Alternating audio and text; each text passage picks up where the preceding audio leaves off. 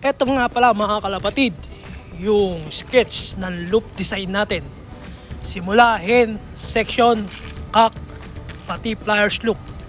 Yan, bale mga kalapatid, yung design ng kulungan natin na kahit maliit yung backyard natin nagawan pa rin natin ng paraan na makagawa ng kulungan ng kalapati natin.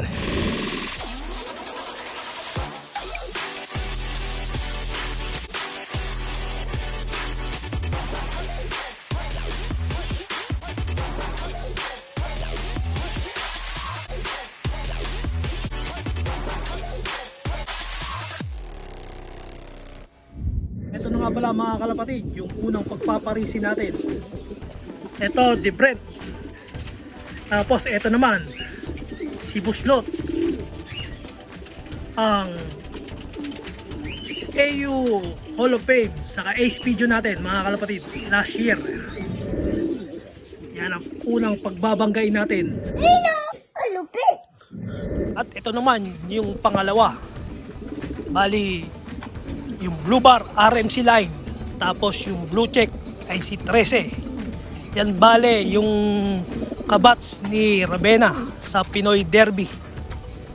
Yan naman yung pangalawang pagpaparisi natin mga kalapatid. RMC line sa i-cross natin si 13. Ayan ang finisher natin sa Pinoy Derby. Ito naman, pangatlo, si Ravenna. Yan. Paparis natin sa anak niya na ang tatay ay yung Debrent. Bali, kinross natin si Ravenna. Tapos yan yung naging anak niya. Yan natin siya i-cross. Bali, Ravenna. Cross sa Ravenna Debrent. Yan bali, yung pangatlo sa pagpaparisi natin. Mga kalapatid, yung off color natin na pinagparis natin, yung itim ay heavy red, tapos yung brown yan ang Barnasa Debrent ni Prof. Eric Madrigal. Yan, baka may dugong Kratos pa yan mga kalapatid. Kinross natin sa heavy red.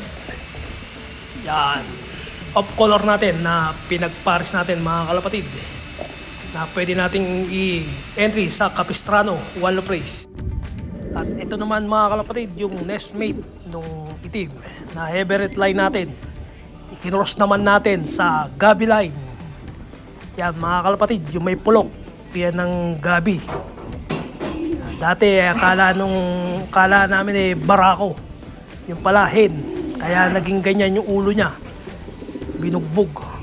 Kaya nirecover muna bago ko uli parisan. Yan, heavy red cross sa Gabi line. Raymond, mag-ingay! Ito naman mga kalapatid, isa rin sa RMC line, yung blue bar na yan. Ipinaris natin sa Black Thunder. Yung Black Thunder na yan, ang tatay ni Buslot mga kalapatid. Lumaro din yan ng Wall of Praise. Kaya yan naman ang pinagbangga natin. Kamusta ang Fremont? Masaya ba? Lagi. Walang stress. Fremont, mag-ingay!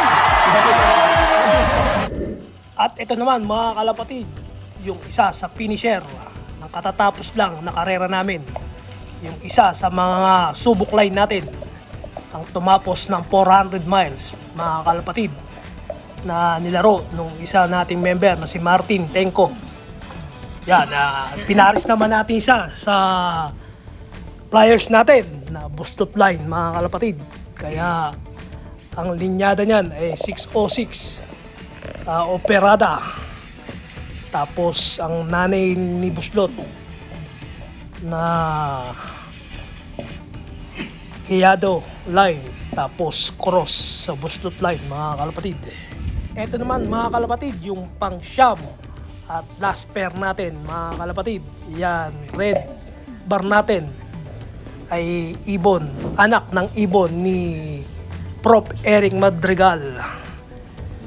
Dapat doon natin siya papares, kaya lang mas malakas pa siyang mamarako doon sa tatay niya, kaya binago ko ng pares.